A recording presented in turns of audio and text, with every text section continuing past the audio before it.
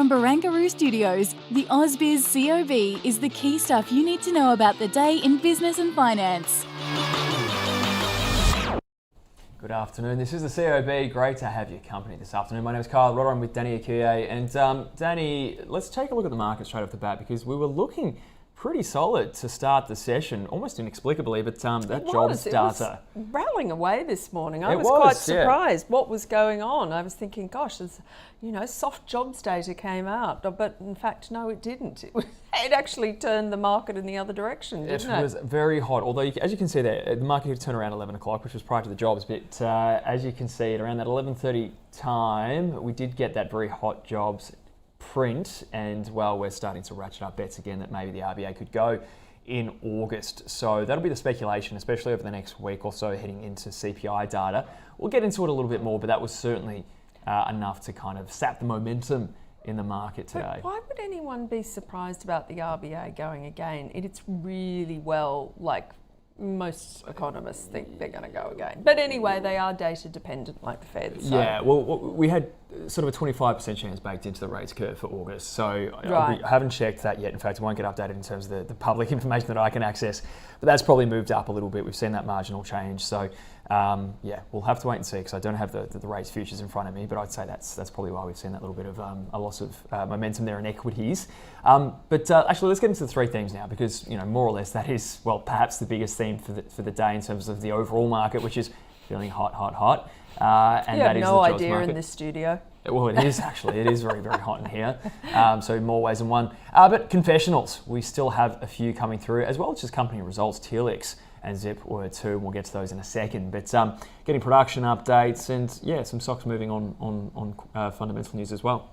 Indeed, although I wouldn't say big tech actually missed. It's more a case, I think, of the outlook for Netflix didn't look great, whereas Elon Musk was talking down, just saying it's a very tumultuous time in terms of selling electric vehicles at the moment. But those stocks in the US, they're priced to Mr. High perfection. Bar. Yeah, I mean, you would have to have earnings out of this galaxy, if not out of this universe, to get them to go higher. Well, and isn't that a philosophical question? But we'll leave that one there for another day. Let's move on and we'll get across some of the sectors that we're moving. I thought infotech would be an interesting one just because it keeps defying gravity. There you go. There's your momentum trade. I was joking with Danny today is that she'll be able to retire and go back to writing books with the way WiseTech is going because that's above $82 and at a fresh record high, I think, Danny. Indeed, it is. And Computershare obviously probably rallying off the back of expectations of another rate hike because they are a beneficiary of higher interest rates. But look at Xero chugging along nicely as well as Altium.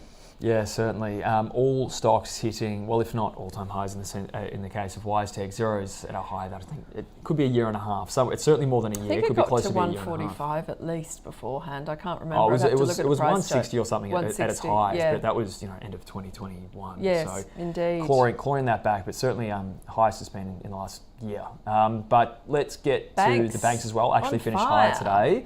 CBA actually was above $106 briefly. I think maybe lost momentum too with that jobs report, just turned sentiment a bit. But nevertheless, rallies, big rallies in the banks, and it can possibly only come from the US where those banks have had, what seems like better than expected results. Yeah, it would seem so. So, ANZ down today, sort of the exception to the rule, but generally speaking, some strength coming through there. Macquarie Bank too, sort of well into the 180s once again. The areas of the market that did underperform were ones that were a little bit more defensive yield sensitive sort of sectors. Healthcare in particular, and healthcare, real estate, consumer staples, all lower today. Telcos were as well. So just that typical bag of stocks that don't like when yields go up. Indeed. But some of the news today in terms of the mining space, BHP reported fourth quarter iron ore production and it brought it to an annual production record. In part, improved supply chain performance and strong performance in Western Australian mines. So a bit of an interesting story there. Evolution Mining as well. They report quarterly reports, full year 23, gold production of 651,000 tonnes at an all-in sustaining cost of $1,450 per ounce, and it expects full year gold production to increase by 17%, with copper production up 5%. There you go. And actually, did that share price go up because North Star is still falling? Yeah, Evolution was off ever so slightly, but Northern Star just keeps on falling. Okay, yeah. They had a broker downgrade by UBS today to a sell. Yeah, and of course they came off obviously the production update yesterday that they had. It was off by 6%, if I recall. Santos as well posted a 29% drop in second quarter revenue on lower output from its Darwin LNG facility. Came in at $1.34 billion, and I didn't actually check if it managed to move higher or not off the back. So Santos was pretty much unchanged on the day, $7.64. Nice and neutral. Let's push on actually. Let's talk now a little bit. Stock of the day? Stock of the day. It was Zip. Have you ever owned Zip just for fun? No. Got caught obviously in that big buy now, pay later bubble that happened a couple of years ago.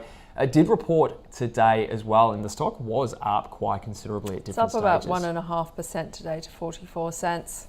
There you go. So a little rally there off the numbers. It was our stock of the day. Andrew Violent from DP Wealth Advisory and Henry Jennings from Marcus today gave us their view.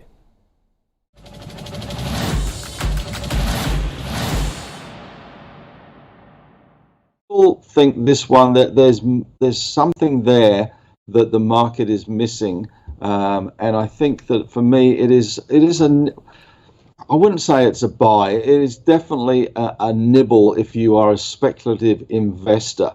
They talk about being well funded. They also talk about sufficient cash and liquidity to support the company. They are talking about cash EBITDA profitability during the first half of next year, which isn't that far away, to be honest. So I think the market has just really hated this one, and it is just showing signs that maybe that hate is misplaced, at least for the short term. The short interest is falling. So in other words, people shorting the company, expecting the share price to fall, has dropped significantly. So I guess I'm with Henry. I think this is probably a spec buy, not because I'm a believer in the business or in fact even a believer in the sector. I mean, I think retail remains challenging as well, but sentiment is turning, and as we can see with the share price today up about 8%, I think in the short term there might be a little bit of a bounce in this, but it is definitely not an investment. It is a punt.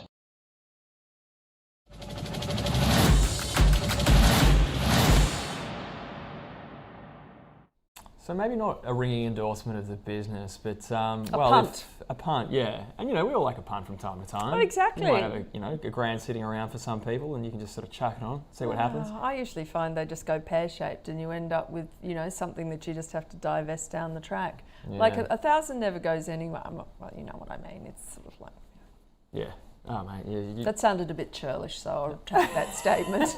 You don't get out of bed for less than $1,000 a day, Danny. Gosh. But, I didn't say that. Well, let's get to our guest for the next 10 minutes or so. David Lane from Ord Minnett joins us now. David, actually, may as well ask you, just because we're on the topic. Would you have a punt on Zip? Is that are you so inclined? Yeah, I probably tend to agree with Henry and Andrew in that there's a bit of life left in it. Their result today was better than expected. And I guess what we've seen in the market price with both Zip and also Nuix is another stock that jumped 40% today. There may be some life left in some of those dogs. So we've seen those stocks in particular sold down significantly over the last few years. We do see that there is some improvement in Zip. We've got a hold recommendation on it at the moment. So it's one that obviously, if you've been in the stock for a long time, it might be a reasonable time to average down. If you haven't been in it, I wouldn't necessarily be jumping into it now either. Yeah, now Nuix, that was just such a unfortunate train crash for so many investors.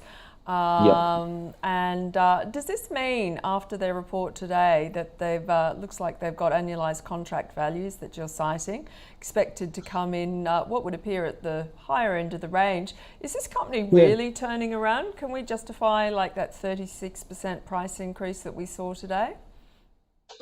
Well, I think it's certainly a very positive announcement, and it's looking, like it does have the potential to turn around. I guess the issues that Nuix had a couple of years ago, just after it listed, and some of the pre-IPO disclosures are behind it now.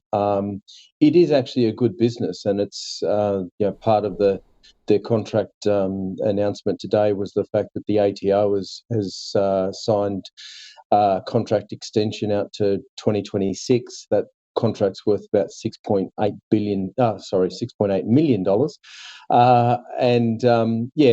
overall contract value of about 184 to 186 million. So it is a viable business. It is performing relatively well. So I think if we can put the past behind it, it could be a stock that does reasonably well over the medium term. There was a bit of excitement around travel today as well. We had Flight Centre in the news. It's I guess maybe again sort of benefited the broader space here. I guess a lift in profit guidance. Yes, they increased their profit guidance by about 7%. Said that corporate travel is actually doing quite well. Very positive announcement, I suppose, from Flight Centre. We saw a share price improvement there, and it seemed to flow on to a lot of the other stocks in the sector. We saw strength in Webjet, SiteMinder, which is a company that does the technology behind hotel bookings, and Hello World actually jumped nearly 10% today. So, a bit of excitement. So whether it's the flow-on effect of the Flight Centre announcement or the unemployment number and the fact that we are still employed and spending more money on travel, or a combination of those factors. Indeed. Maybe touch on mineral resources, because they've been busy redefining in terms of their lithium processing projects and their joint venture with Albemarle.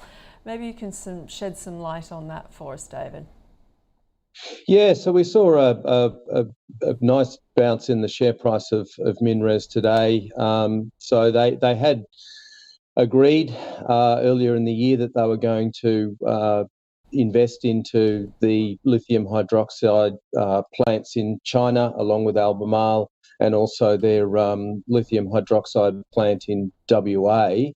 They've done an about face on that today, said that they're not going to go ahead with that, so they're divesting themselves of those investments. They'll get about $400 million US out of this turnaround, and they're doubling down on their own production capacity. So they're going to focus on building processing plant in WA. So the market obviously liked that announcement that they're building their own processing plant here in Australia. Yeah, and I guess Santos as well didn't really move too much on its update. But what do we learn from the production report? Yeah, it was actually a bit of a disappointing report, and I guess fairly mixed. Their sales revenue was down about 18%, well below the consensus expectations. But overall production was actually up, so they were impacted by the reduction in the oil price. Santos did also talk about some of their capital expenditure and said that their forecast is that their capital expenditure will actually be a bit lower than what they previously thought. So, a bit of a mixed result. We saw the share price down slightly, but not significantly. I guess they're continuing to do what they do, and probably the positive that came out of it was that volumes in their gas business in WA were significantly higher in the last quarter. Fantastic, David. Look, thank you so much for joining AusBiz this afternoon, and that was an excellent rundown of stocks that have definitely been in the news today. My pleasure. Good to be with you. Thanks, David. David Lane there from Ord Minnett. Let's get across the leaders and laggards. And, David put so many of them, I'm sure. What happened there so eloquently. Mineral resources up 5.7%. Flight Centre as well, we just spoke about that, 4%. Ampol continuing its run higher. Indeed. And I guess Lindley's bouncing. Yeah, it looks like that as well. And obviously Webjet are probably gaining a little bit of momentum behind Flight Centre. Everyone's still travelling. How about that? Maybe a bit ominous for the need for potential rate hikes. Laggards now, let's have a look at what was at the bottom of the market. Telix. Yes, we haven't covered that one. They had their results, if my memory serves me correctly. So obviously it's taken some steam out of that share price. But gee, the share price had done incredibly well. Yeah, so it's one of those situations, I think, that context is everything, and momentum probably took hold of the stock. But I was looking at it about hour ago, and I think over the last 6 months, let me just double check. It's gone from $6 up to $12, so it doubled. So it's hardly surprising if it didn't hit the sweet spot in terms of some of the investors' expectations. Yeah, 14% isn't so much in that context. Northern Star, like you said before, Danny, still getting belted. Brainship Holdings just taking a step back after yesterday's inexplicable rally. Imaging the same. And down at EDI. Don't know either, but it could be the same story there. Just a volatile stock that happens to find itself in the 200s. So just overshoots when the market falls and overshoots on the upside too. Let's get to the small caps now, leaders and laggards. Nuix, we were just talking about, up 33%. So that's today's shooting star. And Hello World also rallying, which we just touched on. Yeah, definitely. Again, David Lane is doing our job for us. Exactly. Laggards, as far as the small cap space goes, and nothing that really jumps out to me there in terms of anything newsworthy. ImpediMed. Yeah, it goes up, it goes down. Indeed. Let's go and take a look on what's happening over the next 24 hours or so. And starting off with just the my favourite earnings whispers chart. I really should be getting a kickback from them from this because I put it up every day, but it's just a really great resource. And TSMC, so Taiwan. No, that's tonight. This is after our time. Yeah, that's what I'm saying. Taiwan Semiconductor will be before the open this evening, so that's going to be super interesting. Well, it's after Taiwan closes, Wall Street, right? No, Taiwan. Well, that's a company, but it's listed on Wall Street. Listed in the US. Well, it's also listed. But they're going to report tonight. TSMC is reporting before the bell tonight. American Airlines is as well. Johnson & Johnson. And tomorrow morning, what do we get to wake up to? Nothing as exciting as this morning. In fact, nothing as exciting as this morning that we'll wake up to. I'm but sorry, it's at the end of the week. TSMC is reported, so I'm just going to make that clear because they're Taiwanese. They report after the close in Taiwan. Okay. Well, what do we get? Okay, so reports first profit drop in 4 years. I'm not sure that wasn't expected because you had revenue of 15.68 billion. So let's have a quick look.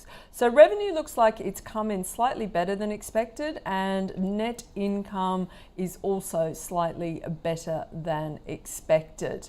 But the slump in profits is not unexpected because there is a chip glut, unless of course you're producing NVIDIA's GPUs. But we'll obviously be looking, and if I have a quick look in, let's see if the futures have updated, but they probably haven't in the US because I don't know. Yeah.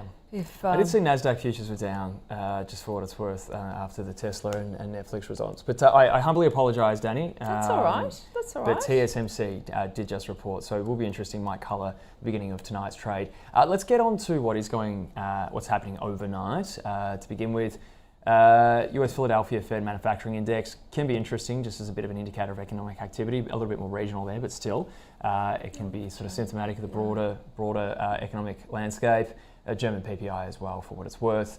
And tomorrow, let's get to some of that data as well. Japan CPI, that could be interesting because I know you were talking to Chris today, Chris Weston, about the prospect of a tweak of yield curve control. Yeah. Says that maybe not next week, but sometime before the end of the year. So that'll be exciting if that were to occur. UK retail sales, and is that Crown and ALX? Is that Altium?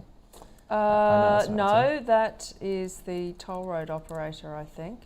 What's that? Atlas Arteria. Yeah. Yeah, okay. Yeah. So there you go. Some exciting things coming up to cap off the week. But let's just get a final check on the market, So actually. the ASX 200 was up 1.3 points, which is pretty much flat on the day, 7,325. And there is the COB up 2 points, or 0.14%. And the big news, obviously, was the Aussie dollar today, which really went on a little bit of a run, retracing the losses of the last 2 days. So it's currently up about 0.62%, or 68.2 against the US dollar. And that, of course, was off the back of those strong employment numbers that we had out this morning. Absolutely. Okay, well, it gives us plenty to pick up tomorrow morning, but in the meantime, if you want to catch up on everything, it is on our website and app. Otherwise, have a lovely evening, and we'll see you Friday morning. Bye.